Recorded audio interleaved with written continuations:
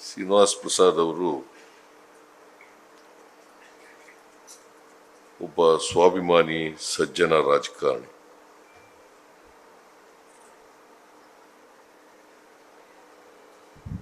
ನಾನು ಶ್ರೀನಿವಾಸ್ ಪ್ರಸಾದ್ ಅವರು ವಯಸ್ಸಿನಲ್ಲಿ ಹೆಚ್ಚು ಕಡಿಮೆ ಒಂದೇ ವಯಸ್ಸಿನವರು.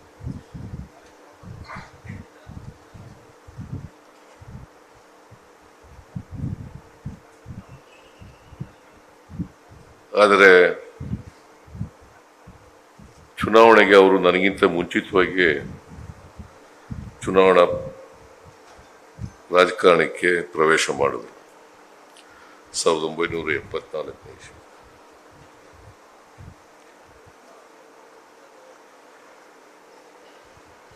ನಾನು ಅವರು ಒಟ್ಟಿಗೆ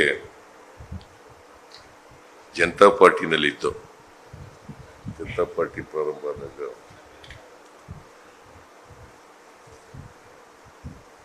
ಜನತಾ ಪಾರ್ಟಿ ಒಟ್ಟಿಗೆ ಇದ್ದ ಸಿಂಧಿ ಅವರು ಯುವ ಜನತಾ ಅಧ್ಯಕ್ಷರಾಗಿ, ಶ್ರೀನಿವಾಸ್ ಪ್ರಸಾದ್ ಕೂಡ ಯುವ ಜನತಾದಲ್ಲಿ ಆಗಿನಿಂದ ಪರಿಚಯ. 77ರಲ್ಲಿ ಅವರು ಲೋಕಸಭೆಗೆ ಸ್ಪರ್ಧೆ ಮಾಡಿದ್ರು. ಆಮೇಲೆ 78ರಲ್ಲಿ ವಿಧಾನಸಭೆಗೂ ಸ್ಪರ್ಧೆ ಮಾಡಿದ್ರು. ಎರಡೂ ಚುನಾವಣೆಗಳಲ್ಲಿ ಪರಾಜಯ ಆಯಿತು. ಆಮೇಲೆ ಬಹುಶಃ ಮೊದಲಿಂದ ಕಾಂಗ್ರೆಸ್ಗೆ ವಿರುದ್ಧವಾಗಿ ಇದ್ದವರು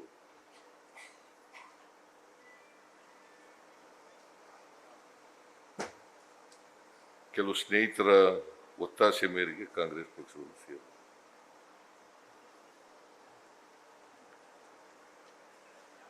1980ನೇ ಇಸ್ವಿನಲ್ಲಿ ಚುನಾವಣೆ ಆಯಿತು. ಜನತಾ ಪಾರ್ಟಿ ಸರ್ಕಾರ ಹೋದ್ಮೇಲೆ 1980ರಲ್ಲಿ ಪಾರ್ಲಿಮೆಂಟಿಗೆ ಚುನಾವಣೆ ಆಯಿತು.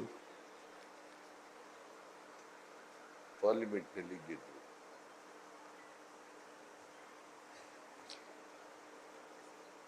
ಅವರು ಕಾಂಗ್ರೆಸ್ ಸೇರಿದ ಮೇಲೆ ನಾವು ಜನತಾ ಪಾರ್ಟಿನಲ್ಲಿ ಬಂದರು. ಆದರೆ ನಾವಿಬ್ಬರು ಬೇರೆ ಬೇರೆ ಪಕ್ಷಗಳಲ್ಲಿದ್ದರೂ ಕೂಡ ಪರಸ್ಪರ ಗೌರವ ಮತ್ತು ಸ್ನೇಹ ಇದ್ದೇ ಇರ್ತಿತ್ತು. ಅವರು ಕಾಂಗ್ರೆಸ್ ಎಂಪಿ ಆದಾಗ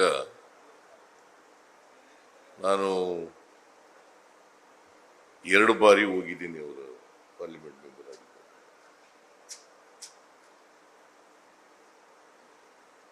ಬಹಳ ಜನ ಯುವ ಜನತಾದವರು ಆಗ ಪಕ್ಷ ಭೇದ ಮರೆತು ಎಲ್ಲರೂ ಕೂಡ ಸೇರೋರು ಶ್ರೀನಿವಾಸ್ ಪ್ರಸಾದ್ ಮನೆಯಲ್ಲಿ. ಅಂದ್ರೆ ಅಷ್ಟರ ಮಟ್ಟಿಗೆ ಒಡನಾಟ ಸ್ನೇಹ ಬೇರೆ ಬೇರೆ ಪಕ್ಷದಲ್ಲಿದ್ರೂ ಕೂಡ ಇಟ್ಕೊಂಡಿದ್ರು. ಪರಸ್ಪರ ಗೌರವಿಸ್ತಕ್ಕಂಥ ಇತ್ತು. ಯಾಕಂತಂದ್ರೆ ನಾನು ಯಾಕೆ ಈ ಮಾತು ಹೇಳ್ತಾ ಇದ್ದೀನಿ ಅಂದ್ರೆ, ಶ್ರೀನಿವಾಸ್ ಪ್ರಸಾದ್ ಅವರು ಒಬ್ಬ ಮನುಷ್ಯತ್ವದ ಬಗ್ಗೆ ಗೌರವವನ್ನು ಇಟ್ಕೊಂಡಿದ್ರು. ಹಾಗಾಗಿ ಆ ಸ್ನೇಹ ಹಾಗೇ ಮುಂದುವರಿತಕ್ಕಂಥದ್ದು ಬೇರೆ ಬೇರೆ ಪಕ್ಷಗಳಲ್ಲಿ.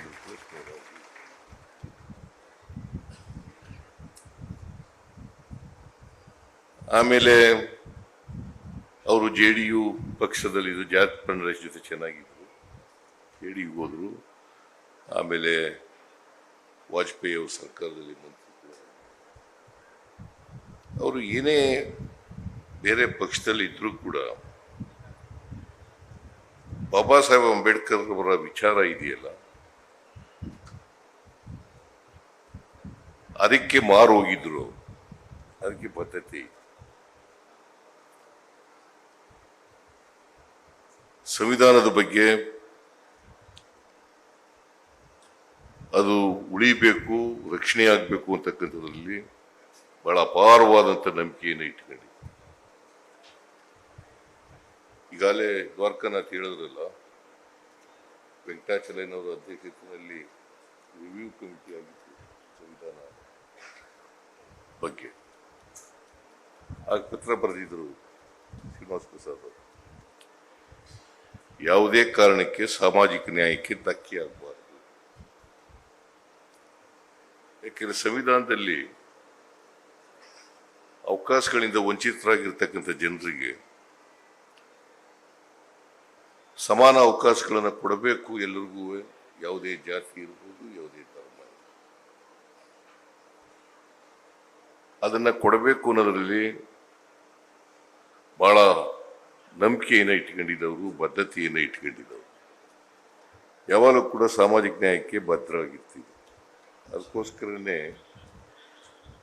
ಯಾರಿಗೆ ರಾಜಕಾರಣದಲ್ಲಿ ಬುದ್ಧ, ಬಸವ, ಅಂಬೇಡ್ಕರ್, ಗಾಂಧೀಜಿ ಈ ವಿಚಾರಗಳ ಬಗ್ಗೆ ಕ್ಲಾರಿಟಿ ಇರ್ತದೆ, ಅವರೆಲ್ಲರೂ ಕೂಡ ಮನುಷ್ಯತ್ವದ ಪರವಾಗಿರ್ಲಿಕ್ಕೆ ಸಾಧ್ಯ.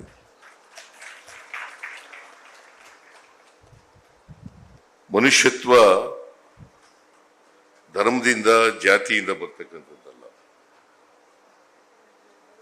ಅದು ಪರಸ್ಪರ ಪ್ರೀತಿ, ವಿಶ್ವಾಸದಿಂದ ಬರ್ತದೆ. ಮನುಷ್ಯನನ್ನ ಪ್ರೀತಿಸಬೇಕು ಹೊರತು ಮನುಷ್ಯನನ್ನ ದ್ವೇಷಿಸ್ತಕ್ಕಂಥ ಕೆಲಸವನ್ನು ಮಾಡಬಾರದು. ಇದರಲ್ಲಿ ಮನುಷ್ಯನನ್ನ ಪ್ರೀತಿಸ್ತಕ್ಕಂಥ ಪ್ರವೃತ್ತಿಯನ್ನ ಶ್ರೀನಿವಾಸ್ ಪ್ರಸಾದ್ ಅವರು ಬೆಳೆಸ್ಕೊಂಡಿದ್ರು. ಈಗ ನಾನು ಅವರು ಒಟ್ಟಿಗೆ ಇದ್ದೀವಿ, ಬೇರೆ ಬೇರೆ ಇದ್ದೀವಿ ರಾಜಕೀಯದಲ್ಲಿ, ಆದರೆ ಯಾವತ್ತೂ ಕೂಡ ಸ್ನೇಹಕ್ಕೆ ತೊಡಕಾಗಿರಲಿಲ್ಲ. ರಾಜಕೀಯವಾಗಿ ಟೀಕೆ ಮಾಡ್ತಾ ಇದ್ರಿ. ಮಾದೇವಪ್ಪ ಹೇಳಿದ್ರಲ್ಲ, ಪ್ರಜಾಪ್ರಭುತ್ವದಲ್ಲಿ ಟೀಕೆ ಮಾಡ್ತಕ್ಕಂಥದ್ದು ಬೇರೆ ಬೇರೆ ಪಕ್ಷದಲ್ಲಿದ್ದಾಗ, ಅಧಿಕಾರದಲ್ಲಿದ್ದಾಗ, ತಪ್ಪು ಮಾಡಿದಾಗ ಆ ಟೀಕೆಗಳನ್ನು ಮಾಡ್ತಕ್ಕಂಥದ್ದು ಸ್ವಾಭಾವಿಕ, ರಾಜಕೀಯದಲ್ಲಿ ಇದ್ದೇ ಇರ್ತದೆ. ನನ್ನನ್ನು ಅನೇಕ ಸಾರಿ ಟೀಕೆ ಮಾಡಿದ್ದಾರೆ. ನಾನು ಶ್ರೀನಿವಾಸ ಪ್ರಸಾದ್ ಬಗ್ಗೆ ಅನೇಕ ಸಾರಿ ಮಾತಾಡಿದ್ದೆ. ಆದರೆ ಸ್ನೇಹಕ್ಕೆ ಯಾವತ್ತೂ ಧಕ್ಕೆ ಬಂದಿದೆ. ಅದಕ್ಕೆ ನಾನು ಮಾದೇವಪ್ಪನವ್ರಿಗೆ ಹೇಳಿದೆ, ಮಾದೇವಪ್ಪ ಮತ್ತು ಇವರೆಲ್ಲ ವೆಂಕಟೇಶ್ ಇವರಿಗೆಲ್ಲ ಹೋಗಿ ಒಂದ್ಸರಿ ಶ್ರೀನಿವಾಸ ಪ್ರಸಾದ್ ಮಾತಾಡ್ರಿ ಅಂತ. ಚುನಾವಣೆಗೋಸ್ಕರ ಮಾತಾಡಲಿಲ್ಲ, ಅವರು ನಿವೃತ್ತಿ ಅಂತ ಘೋಷಣೆ ಮಾಡಿದ್ದಾರೆ, ರಾಜಕೀಯದಿಂದ ಹಾಗಾಗಿ ಒಂದ್ಸಾರಿ ಹೋಗಿ ನೀವೆಲ್ಲ ಹೋಗಿ ಮಾತಾಡಿ ಅಂತ ಹೇಳಿದೆ. ನಾವು ಯತೀಂದ್ರ, ಮಾದೇವಪ್ಪ, ವೆಂಕಟೇಶು, ಲಕ್ಷ್ಮಣ್ ಅವರೆಲ್ಲರೂ ಕೂಡ ಹೋಗಿ ಭೇಟಿ ಮಾಡಿದ್ರು. ರಾಜಕೀಯ ಏನು ಮಾತಾಡಬೇಡಿ ಅಂತ ಹೇಳಿದ್ರು. ಅದಾದ್ಮೇಲೆ ನಾನು ಭೇಟಿ ಮಾಡೋದು ಬೇಡ ಅಂತ ಅನ್ಕೊಂಡಿದ್ದೆ. ಮಾದೇವಪ್ಪನವರು ಇಲ್ಲ ಭೇಟಿ ಮಾಡಿ ಒಂದ್ಸಾರಿ, ಅವರು ರಾಜಕೀಯದ ನಿವೃತ್ತಿಯಾಗಿದ್ದಾರೆ ಅಂತ ಹೇಳಿದ್ರು. ನಾನು ಆಮೇಲೆ ಹೋಗಿ ಭೇಟಿ ಮಾಡಿದೆ. ಭೇಟಿ ಮಾಡಿದಾಗ ಬಹುಶಃ ಇಂದಿನ ಸ್ನೇಹ ಹೇಗಿತ್ತು ಅದೇ ರೀತಿ ಮಾತಾಡೋದು, ಅದೇ ರೀತಿ. ಸುಮಾರು ಅರ್ಧ ಗಂಟೆ, ಅದು 12ನೇ ತಾರೀಕು ಇರಬೇಕು ಅಂತ ಅನ್ಸುತ್ತೆ. ಸ್ವಲ್ಪ ನೀನು ಬಂದಿದೆ, ಮಾದೇವಪ್ಪ ಇರಲಿಲ್ಲ. 12ನೇ ತಾರೀಕು ನಾನು ಇಷ್ಟು ಜಲ್ದಿ ನಮ್ಮನ್ನ ಅಗಲ್ತಾರೆ ಅಂತ ನನಗನ್ಸಿರ್ಲಿಲ್ಲ. ಅವತ್ತು ಮಾತಾಡೋದಾಗ ಸುಮಾರು ಅರ್ಧ ಗಂಟೆ. ನೀನಿದ್ದೀಯಲ್ಲ, ಜೊತೆಲೇ ಅವತ್ತು ನಾವು ಎಲ್ಲ ಉಭಯ ಕುಶಲೋಪರಿ ಎಲ್ಲ ಮಾತಾಡಿ, ರಾಜಕೀಯ ಎಲ್ಲ ಮಾತಾಡಿ, ಆಮೇಲೆ ನಾನು ಕೂಡ ಅವರಿಗೆ ಚುನಾವಣೆಯಿಂದ ಸಪೋರ್ಟ್ ಮಾಡಿ ಅಂತ ಕೇಳಲಿಲ್ಲ. ಕೊನೆಯಲ್ಲಿ ಸಾಧ್ಯವಾದರೆ ಹೇಳ್ರಿ ಅಂತ ಹೇಳಿದೆ. ನಾನು ರಾಜಕೀಯವಾಗಿ ಮಾತಾಡಲಿಲ್ಲ, ಅವರು ರಾಜಕೀಯವಾಗಿ ಮಾತಾಡಲಿಲ್ಲ. ಬಟ್ ಅವರಿಗೆ ಕೊನೆಯಲ್ಲಿ ಸ್ವಲ್ಪ ಅವರಿಗೆ ರಾಜಕೀಯವಾಗಿ ಸ್ವಾಭಿಮಾನಕ್ಕೆ ಧಕ್ಕೆ ಬಂದಿದೆ ಅಂತ ಅನಿಸ್ತಿತ್ತು ಅಂತ ಅನಿಸುತ್ತೆ. ಸ್ವಾಭಿಮಾನಕ್ಕೆ ಧಕ್ಕೆ ಬಂದಂಥ ರೀತಿಯಲ್ಲಿ ಮಾತಾಡ್ತಾ ಇದ್ರು. ಯಾಕಂತಂದ್ರೆ ಅವರು ಸ್ವಾಭಿಮಾನಕ್ಕೆ ಧಕ್ಕೆಯಾದಾಗ ತಕ್ಷಣ ತೀರ್ಮಾನ ತಗೊಬಿಡೋರು. ಸ್ವಾಭಿಮಾನಕ್ಕೆ ಯಾವುದೇ ಪಕ್ಷದಲ್ಲಿರಲಿ ಧಕ್ಕೆಯಾದಾಗ ಮಾತ್ರ ತೀರ್ಮಾನ ತಗೊಳ್ಳೋರು. ಮಾದೇವಪ್ಪನವ್ರು ಹೇಳಿದ್ರಲ್ಲ, ರಾಜಕೀಯದಲ್ಲಿ ಸ್ವಾಭಿಮಾನ ಬಹಳ ಧಕ್ಕೆ. ಅದು ದಲಿತರಿಗೆ, ಹಿಂದುಳಿದವರಿಗೆ, ಅಲ್ಪಸಂಖ್ಯಾತರಿಗೆ, ಬಡವರಿಗೆ ಸ್ವಾಭಿಮಾನ ಇರಲೇಬೇಕು. ಸ್ವಾಭಿಮಾನ ಇದ್ರೆ ಮಾತ್ರ ನಾವು ಮನುಷ್ಯರಾಗಿ ಬಾಳ್ಲಿಕ್ಕೆ ಸಾಧ್ಯ ಆಗ್ತದೆ. ಇಲ್ಲೇ ಹೋದ್ರೆ ಗುಲಾಮ್ಗಿರಿ ಕೀಳಿರಿಮೆ ಇದೆಯಲ್ಲ ಅದು ಇದು. ಶ್ರೀನಿವಾಸ್ ಪ್ರಸಾದ್ಗೆ ಆ ಗುಲಾಮ್ಗಿರಿ ಕೀಳಿರಿಮೆ ಇರಲಿಲ್ಲ. ಇದನ್ನ ಸ್ಪಷ್ಟವಾಗಿ ಕಾಣ್ತಾ ಇತ್ತು. ಒಂದು ಸಜ್ಜನ, ಎರಡನೇದು ಮನುಷ್ಯತ್ವ ಇದ್ದಂಥವ್ರು, ಮೂರನೇದು ಸ್ನೇಹಕ್ಕೆ ಬೆಲೆ ಕೊಡ್ತಕ್ಕಂಥದ್ದು, ಮನುಷ್ಯತ್ವ, ಗೌರವ, ಇದು ಬಹಳ ಮುಖ್ಯ. ಎಲ್ಲ ಗುಣಗಳು ಕೂಡ ಶ್ರೀನಿವಾಸ್ ಪ್ರಸಾದ್ನಲ್ಲಿ ಇದ್ದೋ ಅಂತಕ್ಕಂಥ ಮಾತುಗಳನ್ನು ಹೇಳಲಿಕ್ಕೆ ಬಯಸ್ತಾ ಇದ್ದೇನೆ. ನಾವು ಎಷ್ಟೇ ರಾಜಕೀಯವಾಗಿ ಬೇರೆ ದೂರ ಇದ್ರೂ ಕೂಡ ಯಾವತ್ತೂ ಕೂಡ ಸ್ನೇಹಕ್ಕೆ ಧಕ್ಕೆಯಾಗೋ ರೀತಿಯಲ್ಲಿ ನಡ್ಕೊಂಡಿರ್ಲಿಲ್ಲ. ಇಲ್ಲದೆ ಹೋಗಿದ್ರೆ ನಾನು ಹೋದಾಗ ಅವರು ಮುಖ ಕೊಟ್ಟು ಮಾತಾಡ್ತಾನೆ ಇರಲಿಲ್ಲ. ನಾನು ಹೋಗ ಅಷ್ಟೇ ಅಭಿಮಾನದಿಂದ, ಅಷ್ಟೇ ಗೌರವದಿಂದ, ಸ್ನೇಹದಿಂದ ಮಾತಾಡ್ತಕ್ಕಂಥ ಕೆಲಸವನ್ನು ಮಾಡ್ತಾರೆ. ಅದೇ ನನ್ನ ಕೊನೆ ಭೇಟಿ, ಮಾತಾಡಿದ್ದು. ಆಮೇಲೆ ಆಸ್ಪತ್ರೆಗೆ ಹೋಗಿದ್ದೆ ನೋಡಲಿಕ್ಕೆ. ಆಸ್ಪತ್ರೆಯಲ್ಲಿ ಅಷ್ಟೊತ್ತಿಗೆ ಅವರು ಮಾತಾಡೋ ಪರಿಸ್ಥಿತಿಯಲ್ಲಿ ಇರಲಿಲ್ಲ. ಅವ್ರ ಮಗಳಿದ್ರು. ಮಾತಾಡ್ತಕ್ಕಂಥ ಡಾಕ್ಟರ್ಗಳನ್ನೆಲ್ಲ ಕರೆದು ನಾನು ಮಾತಾಡಿದೆ. ಕಷ್ಟ ಅಂತ ಹೇಳೋರು ಡಾಕ್ಟರ್, ಕಷ್ಟ ಆಗುತ್ತೆ. ಬಟ್ ಬದುಕಿನ ಉದ್ದಕ್ಕೂ ಕೂಡ ಬಡವರ ಪರವಾದಂಥ ಧ್ವನಿಯಾಗಿ ಸಾಮಾಜಿಕ ನ್ಯಾಯಕ್ಕೆ ಧಕ್ಕೆ ಬಂದಾಗ ಅದರ ವಿರುದ್ಧ ಸಿಡಿದೇಳ್ತಕ್ಕಂಥ ರೀತಿ ಇವೆಲ್ಲವೂ ಕೂಡ ಇತ್ತು. ಮನುಷ್ಯರಾಗಿ ಬದುಕಬೇಕು ಅಂತಕ್ಕಂಥ ವಿಚಾರ ಇತ್ತು ಅವರಲ್ಲಿ. ಹಾಗಾಗಿ ಶ್ರೀನಿವಾಸ್ ಪ್ರಸಾದ್ ಅವರು ಬಹುಶಃ ನಮ್ಮೆಲ್ಲರಿಗೂ ಕೂಡ ನೆನಪಿನಲ್ಲಿ ಉಳಿತಕ್ಕಂಥ ವ್ಯಕ್ತಿ ಅಂತೇಳಿ ನಾನು ಭಾವಿಸ್ಕೊಂಡಿದ್ದೇನೆ. ನೆನಪಿನಲ್ಲಿ ಉಳಿತಕ್ಕಂಥ ವ್ಯಕ್ತಿ. ಬಹುಶಃ ಈಗ ಹಳೇ ತಲೆಮಾರಿನ ರಾಜಕಾರಣಿಗಳು ಇದಾರಲ್ಲ, ಆ ಕೊಂಡಿ ಇವತ್ತು ರಾಜಕೀಯದಲ್ಲಿ ಕಳಚೋಯ್ತು ಅಂತಕ್ಕಂಥ ಮಾತುಗಳನ್ನು ಹೇಳಲಿಕ್ಕೆ ಬಯಸ್ತಾ ಇದ್ದಾರೆ. ಇವರು ಒಬ್ಬ ಹಳೇ ತಲೆಮಾರಿನ ರಾಜಕಾರಣಿ. ಆ ಕೊಂಡಿ ಕಳಚಿದೆ. ಅವರ ವಿಚಾರ ಇದೆಯಲ್ಲ, ಅವರು ಹೋರಾಟ ಮಾಡಿದಂಥ ಬದುಕಿದೆಯಲ್ಲ, ಅದು ನಮಗೆಲ್ಲರಿಗೂ ಕೂಡ ಆದರ್ಶ ಆಗಬೇಕು.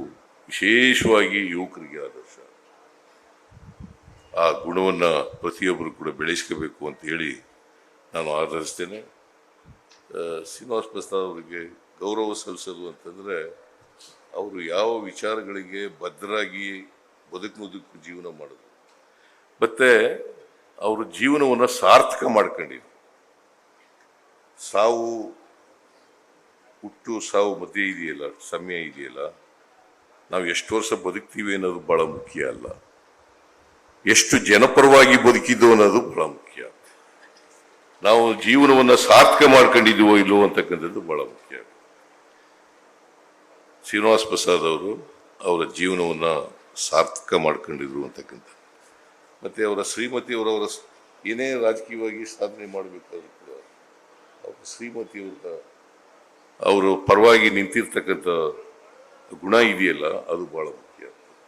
ಯಾವಾಗಲೂ ಅದಕ್ಕೆ ಒಬ್ಬ ವ್ಯಕ್ತಿಯ ಯಶಸ್ಸಿಗೆ ಅದರ ಹಿಂದೆ ಒಬ್ಬ ಹೆಣ್ಮಗಳಿರ್ತಾರೆ, ಅವ್ರ ಪತ್ನಿ ಇರ್ತಾರೆ ಅಂತಕ್ಕಂಥದ್ದು. ಅದೇ ರೀತಿ ಶ್ರೀಮತಿ ಶ್ರೀನಿವಾಸ್ ಪ್ರಸಾದ್ ಅವರು ಅವರ ಜೀವನದಲ್ಲಿ ಅವ್ರ ಜೊತೆಯಲ್ಲಿ ಇದ್ದು ಕೊನೆಯವರೆಗೂ ಕೂಡ ಅವರ ಹಿತವನ್ನು ಬಯಸಿದ್ದಂಥವರು.